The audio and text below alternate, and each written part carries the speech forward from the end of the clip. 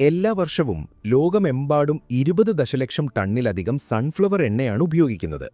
വീട്ടിലെ അടുക്കള മുതൽ വലിയ ഭക്ഷ്യവ്യവസായം വരെ ഓരോ സെക്കൻഡിലും ഏകദേശം 650 ലിറ്റർ എണ്ണ ലോകത്തിന്റെ പല ഭാഗത്തും ഉപയോഗിക്കപ്പെടുന്നു. 23 ബില്യൺ ഡോളറിലധികം മൂല്യമുള്ള ആഗോള വിപണിയുള്ള ഈ സ്വർണ്ണദ്രാവകം മറ്റെണ്ണകളോടൊപ്പം പോലെ തന്നെ ആളുകൾക്ക് വളരെ പ്രിയങ്കരമാണ്. കൂടാതെ പല രാജ്യങ്ങളിലും ഇത് അത്യന്താപേക്ഷിതമാണ്. എന്നാൽ ഇതെങ്ങനെയാണ് നിർമ്മിക്കുന്നതെന്ന് നിങ്ങൾക്കറിയാമോ? സൂര്യനെ നോക്കി നിൽക്കുന്ന ഒരു പൂവിന്റെ വിത്തുകൾ എങ്ങനെയാണ് ലോകത്തെ ഏറ്റവും കൂടുതൽ ഉപയോഗിക്കുന്ന എണ്ണകളിലൊന്നായി മാറുന്നത്? ഈ വീഡിയോയിൽ സൺഫ്ലവർ എണ്ണയുടെ നിർമ്മാണത്തിന്റെ എല്ലാ ഘട്ടങ്ങളും നമുക്ക് കാണാം. വിത്ത് വിളവെടുപ്പ് മുതൽ അവസാന പാക്കേജിംഗ് വരെ. വിശാലമായ കൃഷിയിടങ്ങളിൽ സൂര്യകാന്തി കൃഷി ചെയ്യുന്നതിലൂടെയാണ് എല്ലാം ആരംഭിക്കുന്നത്. ഈ ആകർഷകമായ സസ്യങ്ങൾ വെറും ഭംഗിയുള്ളവയല്ല, അവ എണ്ണയുടെ യഥാർത്ഥ ജൈവ ഫാക്ടറികളാണ്. മാസങ്ങളോളം അവ സൂര്യപ്രകാശം, വെള്ളം, മണ്ണിലെ പോഷകങ്ങൾ എന്നിവ ആഗിരണം ചെയ്യുകയും ഊർജം അവരുടെ വിത്തുകളിൽ സൂക്ഷിക്കുകയും ചെയ്യുന്നു. ഇതിന്റെ വിളവെടുപ്പ് സമയം വളരെ പ്രധാനപ്പെട്ടതാണ്. പൂക്കളുടെ വലിയ തലകൾ ഭാരം കാരണം നിലത്തേക്ക് ചരിഞ്ഞ് ഉണങ്ങി പിന്നിൽ കടും തവിട്ട് നിറമാകുമ്പോൾ വിത്തുകൾ പാകമായെന്നും തയ്യാറാണെന്നുമുള്ള സൂചന ലഭിക്കുന്നു. ട്രാക്ടറുകളും കൊയ്ത്തുമെതി യന്ത്രങ്ങളും രംഗത്തിറങ്ങുന്നു, കൃത്യതയോടെ വയലുകളിലൂടെ നീങ്ങുന്നു. സൂര്യകാന്തിയുടെ തലകൾ മുറിക്കുന്നതിനും ത്രഷിംഗ് സംവിധാനം വഴി വിത്തുകൾ മറ്റ് സസ്യവസ്തുക്കളിൽ നിന്ന് വേർതിരിക്കുന്നതിനും വേണ്ടിയാണ് ഈ യന്ത്രങ്ങൾ രൂപകൽപ്പന ചെയ്തിരിക്കുന്നത്. അവസാന ഫലമെന്നത് ചെറിയ വിത്തുകളുടെ ഒരു വലിയ ശേഖരമാണ്. വിളവെടുത്ത ഉടൻ വിത്തുകൾ സംസ്കരണ പ്ലാന്റിലേക്കുള്ള യാത്ര ആരംഭിക്കുന്നു. ലോഡുകളുമായി ട്രക്കുകൾ എത്തുന്നു. ഭാരം രേഖപ്പെടുത്താൻ ആദ്യത്തെ സ്റ്റോപ്പ് തൂക്കു മെഷീനിലാണ്. സംസ്കരിക്കുന്നതിനു മുമ്പ് അവ പൂർണ്ണമായ ശുചീകരണം നടത്തണം. വലുതും ചെറുതുമായ മാലിന്യങ്ങൾ നീക്കം ചെയ്യാൻ വൈബ്രേറ്റിംഗ് അരിപ്പകളും വാക്യൂം ക്ലീനറുകളും പോലുള്ള ഉപകരണങ്ങൾ ഉപയോഗിക്കുന്നു.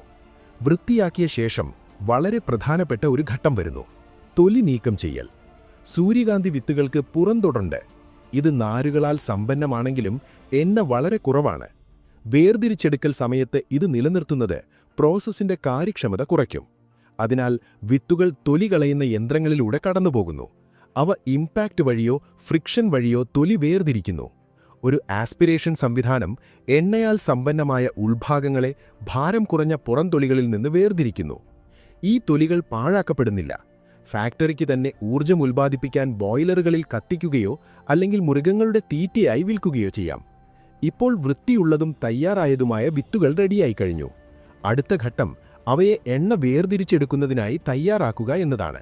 അതിനായി വിത്തുകൾ വലിയ റോളറുകളിലോ മില്ലുകളിലോ പൊടിക്കുന്നു.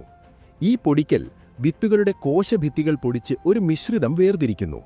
ആ മിശ്രിതം പിന്നീട് കണ്ടീഷനിംഗ് എന്നറിയപ്പെടുന്ന ഒരു പ്രോസസ്സിലേക്ക് പോകുന്നു.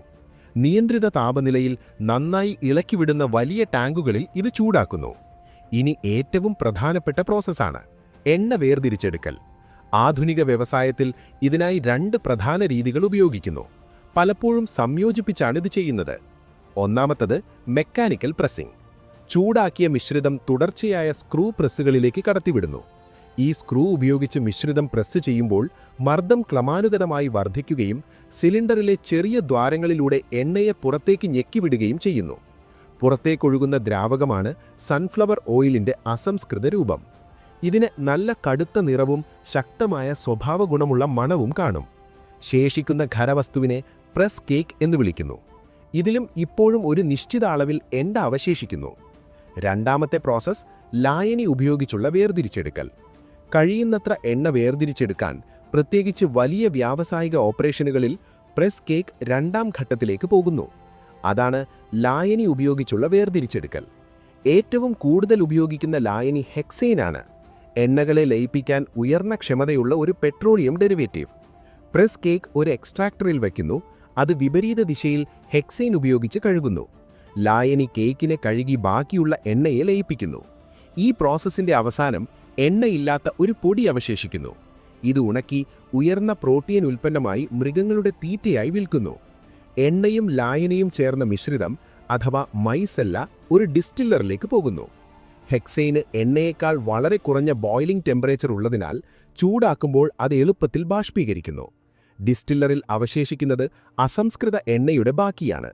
ഈ ഘട്ടത്തിൽ പ്രസ്സിംഗ് വഴിയും ലായനി വേർതിരിച്ചെടുക്കൽ വഴിയും വേർതിരിച്ചെടുത്ത എല്ലാ എണ്ണയും സംയോജിപ്പിക്കുന്നു. എന്നാൽ ഇതിൽ നിരവധി മാലിന്യങ്ങൾ അടങ്ങിയിരിക്കുന്നു. അതിനാൽ ഇത് ഇനിയും ശുദ്ധീകരണ പ്രോസസ്സിലൂടെ കടന്നുപോകണം. അതിൽ ആദ്യത്തേത് ഡീഗമ്മിംഗ്. ശുദ്ധീകരണത്തിന്റെ ആദ്യഘട്ടം ഡീഗമ്മിംഗ് ആണ്. അസംസ്കൃത എണ്ണ വെള്ളം അല്ലെങ്കിൽ ദുർബലമായ ആസിഡ് ചേർത്ത് ചൂടാക്കുന്നു. പിന്നീട് സെൻട്രിഫ്യൂഗേഷൻ വഴി വേർതിരിക്കുന്നു.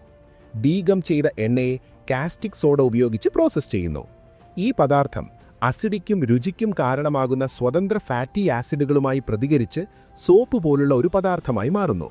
വീണ്ടും ഒരു ഹൈ സ്പീഡ് സെൻട്രിഫ്യൂജ് ഈ സോപ്പിനെ എണ്ണയിൽ നിന്ന് വേർതിരിക്കുന്നു. അടുത്ത പ്രോസസ്സ് ബ്ലീച്ചിംഗ് അല്ലെങ്കിൽ ക്ലാരിഫിക്കേഷൻ. ഇപ്പോൾ എണ്ണ ന്യൂട്രലൈസ് ചെയ്തു, എന്നാൽ ഇപ്പോഴും കടുത്ത മഞ്ഞ നിറമുണ്ട്. അടുത്ത ഘട്ടം ബ്ലീച്ചിംഗ് അല്ലെങ്കിൽ ക്ലാരിഫിക്കേഷൻ ആണ്. എണ്ണ ചൂടാക്കി ആക്ടിവേറ്റഡ് കളിമണ്ണുകളോ ആക്ടിവേറ്റഡ് കാർബണോ ഉപയോഗിച്ച് കലർത്തുന്നു. ഈ പദാർത്ഥങ്ങൾക്ക് സുഷിരങ്ങളുള്ള ഉപരിതലമുണ്ട്. ഇത് കളർ പിഗ്മെന്റുകളെയും മറ്റ് അവശേഷിക്കുന്ന മാലിന്യങ്ങളെയും അവയുടെ ഉപരിതലത്തിൽ ആഗിരണം ചെയ്യുന്നു. ഒരു നിശ്ചിത സമയത്തിന് ശേഷം മിശ്രിതം ഫിൽട്ടറുകളിലൂടെ കടന്നുപോകുന്നു. ഇത് കളിമണ്ണിനോടൊപ്പം പിഗ്മെന്റുകളെയും തടഞ്ഞു നിർത്തുന്നു. ഇത് വളരെ വ്യക്തവും തെളിഞ്ഞ നിറമുള്ള എണ്ണയ്ക്ക് കാരണമാകുന്നു. അടുത്ത പ്രോസസ്സ് ഡീയോഡറൈസേഷൻ. ശുദ്ധീകരണത്തിലെ അവസാനത്തെയും ഒരുപക്ഷെ ഏറ്റവും പ്രധാനപ്പെട്ട ഘട്ടവുമാണിത്. വ്യക്തമാക്കിയ എണ്ണ വാക്യൂം കണ്ടീഷനിൽ ഉയർന്ന താപനിലയിൽ ചൂടാക്കുന്നു. വാക്യൂം ഉപയോഗിക്കുമ്പോൾ മണത്തിനും രുചിക്കും കാരണമാകുന്ന പദാർത്ഥങ്ങളുടെ ബോയിലിംഗ് പോയിന്റ് പെട്ടെന്ന് കുറയുന്നു. നീരാവി കുത്തിവെക്കുന്നത് ഈ സംയുക്തങ്ങളെ എണ്ണയിൽ നിന്ന് പുറത്തേക്കെത്തിക്കുന്നു. ഈ പ്രോസസ്സിലൂടെ ബാക്കിയുള്ള ദുർഗന്ധമോ രുചിയോ നീക്കം ചെയ്യപ്പെടുന്നു. ഇത് മുഖ്യ ഉപഭോക്താക്കളും പാചകത്തിനുപയോഗിക്കാൻ ആഗ്രഹിക്കുന്ന തികച്ചും ന്യൂട്രലായ ഒരു പ്രൊഡക്റ്റായി മാറുന്നു. മണം നീക്കം ചെയ്യുന്നതിന് പുറമെ ഡീയോഡറൈസേഷൻ അവശേഷിക്കുന്ന കീടനാശിനികളുടെയും ഹെക്സൈൻ ലായനിയുടെയും അംശങ്ങൾ ഇല്ലാതാക്കുന്നു. അവസാനം ശുദ്ധീകരണം, വേർതിരിക്കെടുക്കൽ, ശുദ്ധീകരണം എന്നിവയുടെ ഈ സങ്കീർണ പാതയിലൂടെ കടന്നുപോയ ശേഷം സൺഫ്ലവർ ഓയിൽ തയ്യാറായി. എന്നാൽ പാക്ക് ചെയ്യുന്നതിന് മുമ്പ് ഗുണനിലവാര നിയന്ത്രണ ലബോറട്ടറിയിൽ ഇത് അവസാനത്തെ കഠിനമായ പരീക്ഷണങ്ങൾക്ക് വിധേയമാക്കുന്നു. നിറം, രുചി, മണം, അസിഡിറ്റി, പെറോക്സൈഡ് വാല്യൂ തുടങ്ങിയ മാനദണ്ഡങ്ങൾ വിശകലനം ചെയ്യുന്നു. ലബോറട്ടറിയിൽ നിന്നുള്ള അന്തിമ അനുമതിക്ക് ശേഷം മാത്രമേ എണ്ണ പാക്കേജിങ്ങിന് വിട്ടു നൽകുന്നുള്ളൂ. ഓട്ടോമേറ്റഡ് മെഷീനുകൾ കുപ്പികൾ, അത് പെറ്റ് പ്ലാസ്റ്റിക് ആകാം അല്ലെങ്കിൽ മറ്റു വസ്തുക്കളാകാം, കൃത്യതയോടെ നിറയ്ക്കുന്നു. പോഷണ നിർദ്ദേശങ്ങൾ, കാലഹരണ തീയതി, ബാച്ച് നമ്പറുകൾ എന്നിവ അടങ്ങിയ ലേബലുകൾ ഒട്ടിക്കുന്നു. പിന്നീട് കുപ്പികൾ ബോക്സുകളിലാക്കി പാലറ്റുകളിൽ അടുക്കുന്നു.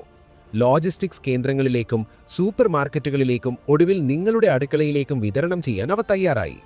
സൂര്യകാന്തി പാടങ്ങളിലെ മനോഹരമായ പൂക്കൾ മുതൽ നമ്മുടെ അടുക്കളയിലെ ട്രാൻസ്പെറന്റ് കുപ്പിയിലെത്തുന്നതുവരെ ഈ സ്വർണ്ണ ദ്രാവകത്തിന് പിന്നിൽ എത്രമാത്രം സങ്കീർണമായ ഒരു വ്യാവസായിക പ്രോസസ്സ് ഉണ്ടെന്ന് ഇപ്പോൾ നിങ്ങൾക്കറിയാം.